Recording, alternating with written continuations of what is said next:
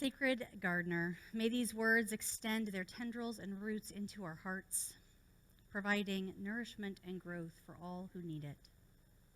Amen. When I started this job, serving as your minister, it was, as you might imagine, a very busy season. It still is a very busy season. Incorporating a new commute, getting to know the lay of the land and the history of this church, adjusting to a new type of work was a lot. But even with all of that, when I had my first meeting with my therapist after I started, she said to me, "Your face is just lit up. You look alive today." And she was right. I did feel alive. I love this work. Beyond this work, I have always loved work. I love feeling useful and important and smart and productive, being in the midst of things, feeling like I have something to contribute.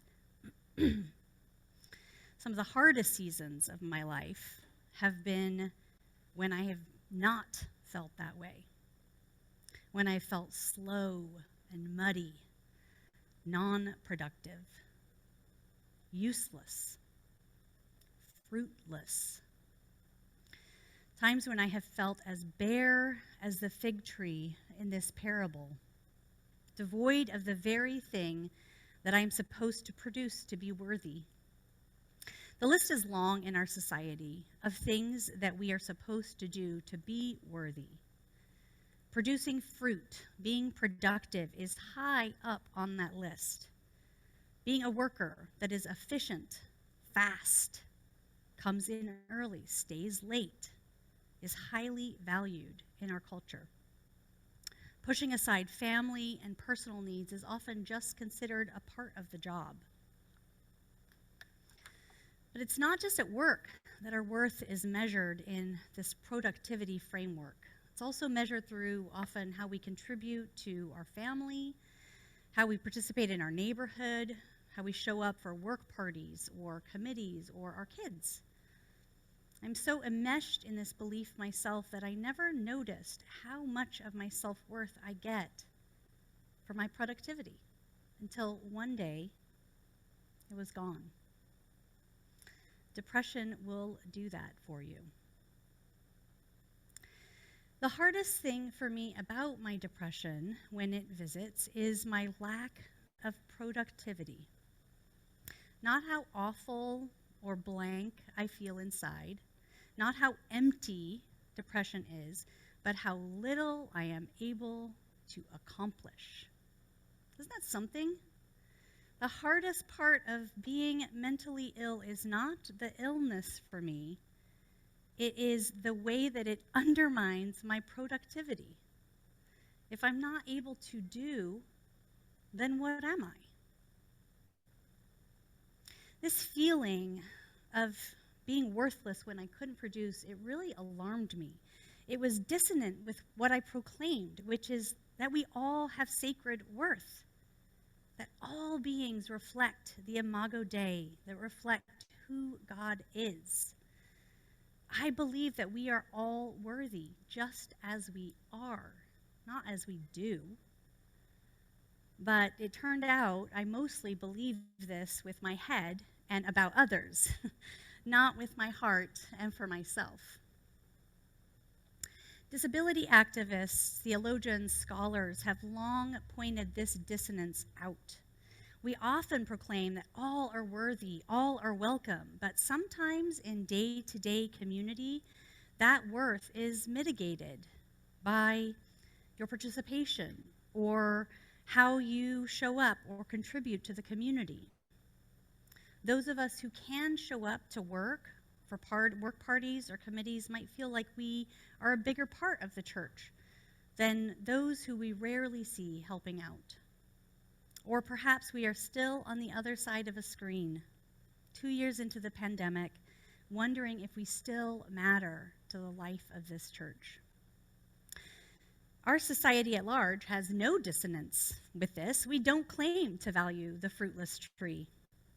We push disabled people aside when they take longer than we would to accomplish a task. Workers who are injured on the job are let go. We're dismissive of older people, in part because they are no longer producers to our economy. In our own lives, I wonder how many of us value productivity over our own wellness. We power through a day when what we really need is a nap. We skip over Sabbath because we have too many things on our to-do list. And when, not if, we experience a disabling event, whether that be from long COVID or a mental illness, a physical disability, or simply age, and we find that we cannot produce, that we no longer fruit in the same way, we may struggle with feelings of worthlessness. These reveal a deep-seated tendency that our culture places on productivity, on producing fruit. In this parable, we have a tree which for 3 years, 3 whole years, has not done its job. It has not produced figs, the very thing a fig tree is planted to do. The owner wants his figs. He's ready to chop down the tree, but the gardener pleads for more time. The gardener says she will tend to the tree, aerate its roots, loosen the soil, fertilize it with rich compost, care for it another year, and then who knows? The first thing I notice in the image by the artist Lauren Wright Pittman that's beside me here is the tree with its black and barren state atop of the soil. Then what catches my eye are the hands of the gardener. They are cradling the tree, reaching deep into the soil to surround not the tree, but its roots with their tender touch. And in the cupping of the gardener's hands, I see that the roots, they look alive. They look delicate and growing and healthy. They are invisible to our eye above the ground, to what we might usually see. It makes me wonder if what can seem like a fruitless season might actually be one of deep, profound, invisible growth, one where the fruit will grow bountifully next year. But it would be a mistake to see only the value in this tree based on the promise of the future, to get excited because the roots hint that better things are to come. What if the tree never makes fruit? What if you never get better or back to where you once were? What if a person will always be disabled in such a way that challenges our idea of value, of worth, of contributions? The figless fruit tree and the tender care of these hands of our gardener, the promise of extra nourishment and time, are reminders to me, and I hope reminders to you, that it is not about producing figs. The gardener of our lives wants the best for us, wants a life that is full to the brim.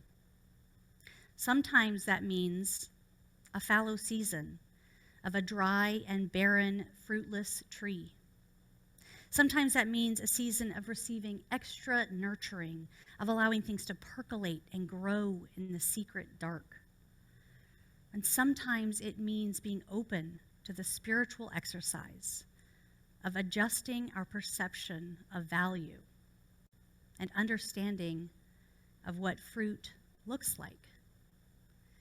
It looks like valuing the way a tree provides cooling shade and a sturdy trunk for people to rest under, branches for kids to climb and explore, roots that help hold the soil, prevent erosion, communicating with the mycelium underneath in ways we don't understand. Leaves that unfurl in their glory, turning their broad green to the sun and light. Even a fruitless tree is full to the brim, teeming with life. Sometimes a fruitless tree is just a tree, and it is glorious and worthy in its treeness. And so are you. Amen.